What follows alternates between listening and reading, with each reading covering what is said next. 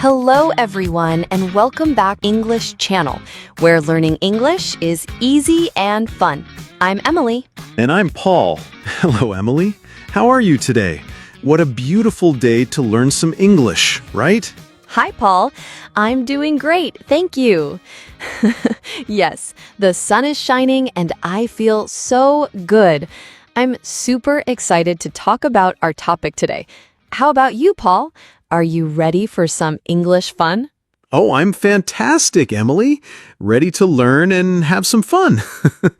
Emily, before we dive into today's wonderful lesson, we have a very important request for our amazing listeners. Yes, exactly.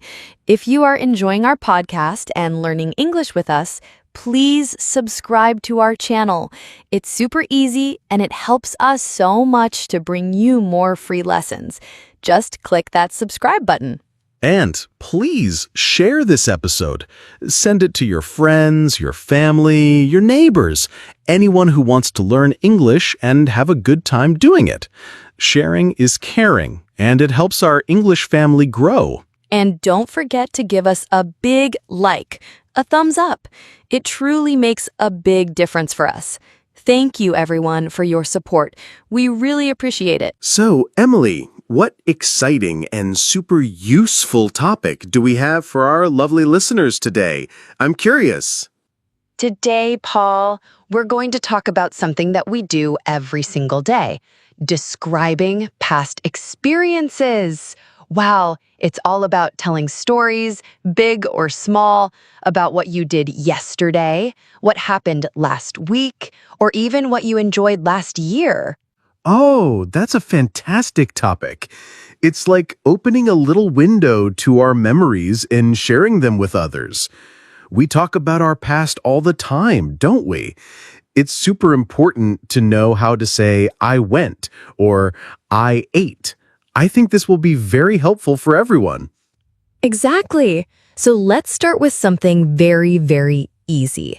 Regular verbs in the past tense. These verbs are super friendly because they follow a simple rule. We just add ed to the end of them. For example, if you walk to the park today, yesterday you walked to the park. Simple, right?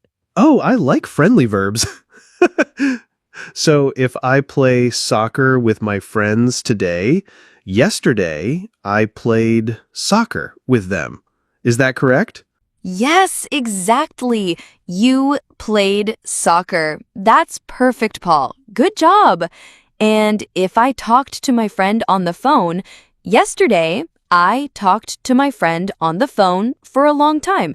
See how easy it is to make that small change? It is simple. So let me try a few more examples.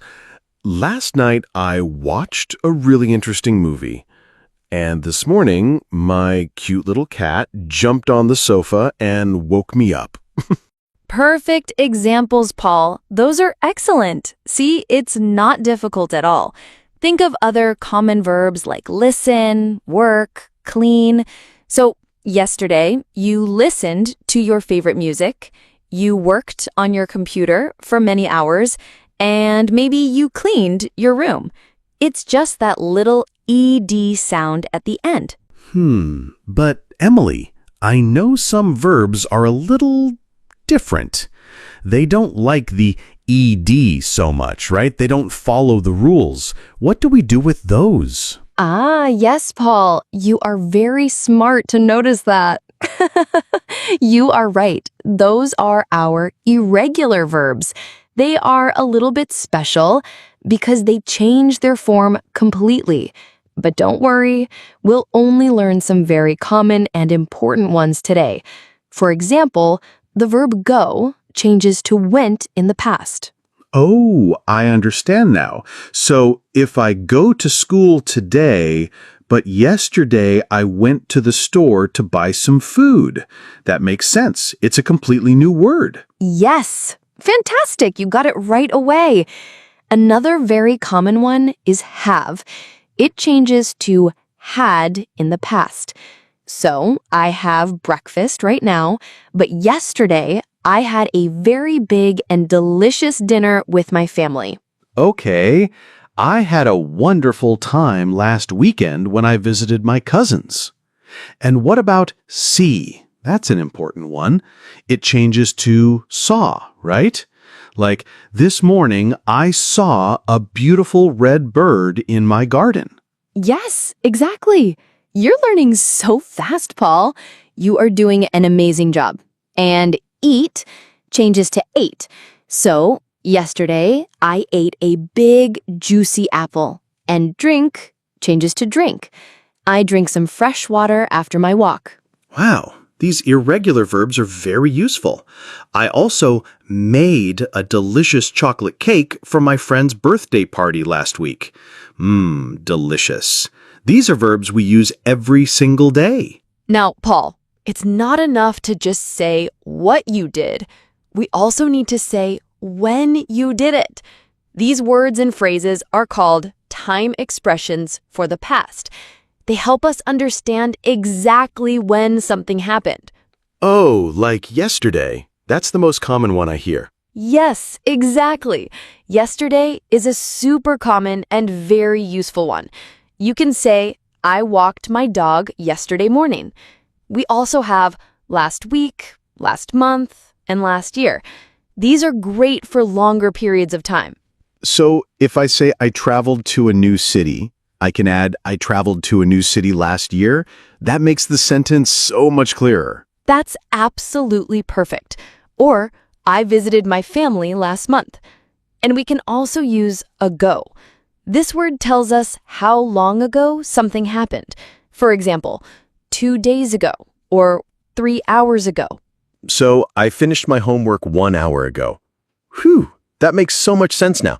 These words are like little time markers. They really help us understand the timeline of events. Absolutely.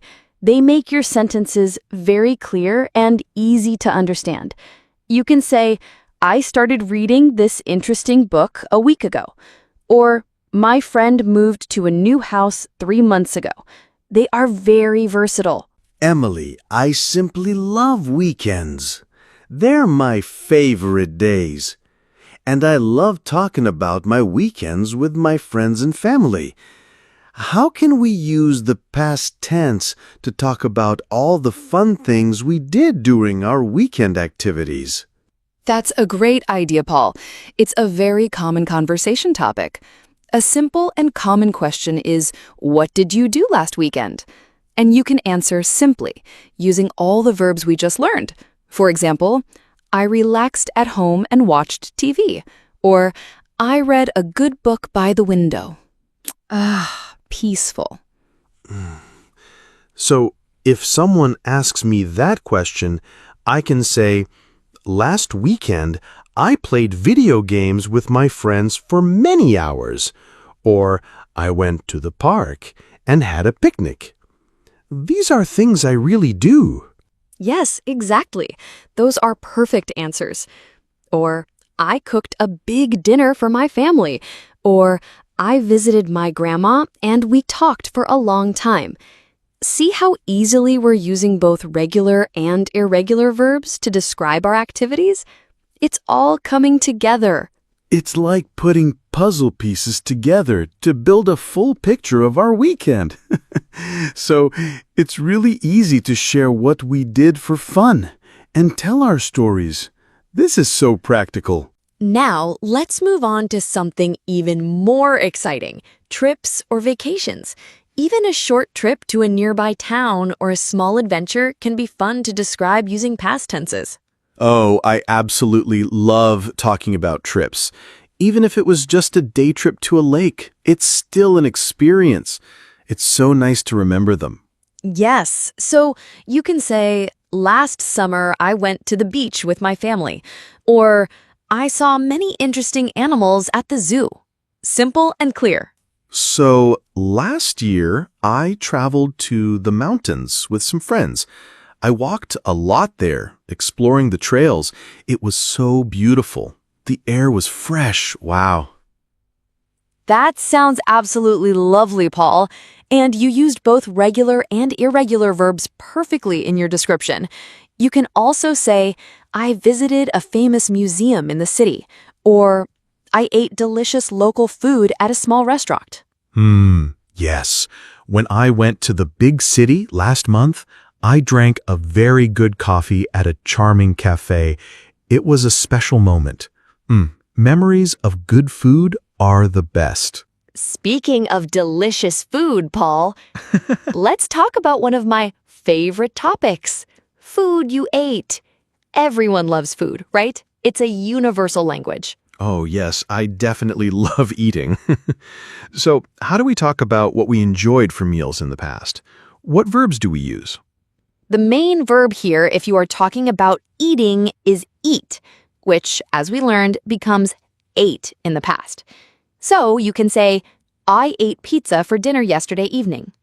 Yes, and if I had something to drink, I can say, I drank orange juice for breakfast this morning. That's easy to remember. Perfect. Or remember, we can also use have, which becomes had. So, I had a big sandwich for lunch today. Remember, have becomes had for past meals too, not just for possession. Oh, good point. I almost forgot that. So I had eggs and toast this morning. That's very simple and clear. I can talk about all of my meals now. Let's move on to describing a past event, like a fun party, a birthday celebration, or any special gathering. These are often full of happy memories and good stories. Yes, like last Saturday, I went to a friend's birthday party. That's a good start. Excellent. And what did you do there? You can say, I danced a lot to the music. Music. Or, I talked to many old and new friends. These verbs help paint a picture. And I ate a big slice of delicious cake. Or I listened to good music and sang along. Yes, those are great ways to describe what happened at the event. You can also say, I laughed a lot with my friends. Or, the music was very loud. It's all about using those past verbs to share your experience. Emily, sometimes I hear was and were when people talk about the past. When exactly do we use those words? They don't sound like the ed verbs or the irregular verbs we talked about. That's a very important question, Paul. You're right to ask. Was and were are the past forms of the verb to be. We use them to talk about conditions, states, or locations in the past. We use was for I, he, she, and it. And we use were for you, we, and they. I see. So if I want to say how I felt, I would say, I was very happy yesterday. Exactly. That's perfect. And he was tired after work. Or it was a very sunny day last week. We use was for singular subjects. Okay, and for were, you were at the park this morning. We were friends in elementary school. They were busy with their project all day. I think I understand now. Perfect, Paul. You got it. You're so quick. We use them to describe how things were or where people were. For example, the party was really fun. My friends were at the cinema watching a movie. They describe a state or a place. Emily, if I want to know about someone's past, if I want to ask them what they did, how do I form a question in the past tense? That's a fantastic and very practical point, Paul. We usually use the word did at the beginning of our questions. Or, what did you? For example, did you go to the park yesterday? Notice something very important here. The main verb, go, stays in its base form after did. Oh, that's very interesting. So not did you went to the park, but did you go? The did already tells me it's the past. Yes, exactly. You're very quick to grasp that rule. The did takes care of the past tense, so the main verb doesn't need to change. So, what did you eat for breakfast this morning? Not, what did you ate? I understand. This makes asking questions much, much easier. So, where did you travel last year? Or when did you finish your work? This is super helpful. Now, to put everything we learned today together, let's try to tell some short stories or anecdotes using the past. Just small, simple examples to show how it all works. Oh, I love stories. That sounds like fun. I'm ready to hear yours. Okay, here's one. Yesterday, I woke up early in the morning. I ate a healthy breakfast, and then I walked to the local library. I read an interesting book for about 2 hours. After that, I met a friend for coffee at a nice cafe. We talked a lot about our week and laughed a lot. It was a really great and productive day. Sweet. That's a lovely and very complete story, Emily. And you use so many different past verbs and time expressions. Okay, my turn to tell a little story. Last Sunday, I went to the beautiful beach with my family. The sun was bright and the ocean water was warm and clear. We played games in the soft sand. I swam in the ocean for a long time. Later, we ate delicious ice cream by the boardwalk. We had a lot of fun together. Wow, Paul, that was a wonderful story. You described your experience so clearly, and you used so many of the things we talked about today. Good job.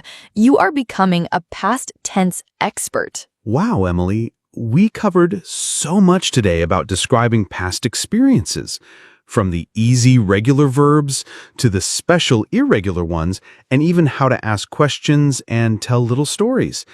I feel much more confident now. Yes, it was a great episode, and it truly shows how much you can say and understand, even with simple English, when you know these important rules. Practice makes perfect. So, dear listeners, we truly hope this episode was helpful and fun for you. Remember to practice these new words and sentences every day. Try to tell someone about your day or your weekend. And please, please, please subscribe to Mr. English channel. It's the best way to support us and make sure you don't miss any of our new lessons and fun episodes. We are here to help you learn. Also, please share this episode with your friends, your classmates, or anyone who wants to learn English in an easy and enjoyable way. And most importantly, leave us a comment below. Tell us, what did you do last weekend? We love to read your answers and interact with you. Yes, we can't wait to hear about your past experiences. Thank you so much for listening, everyone. Keep practicing and keep smiling. See you next time for more English fun. Bye-bye. Bye, everyone.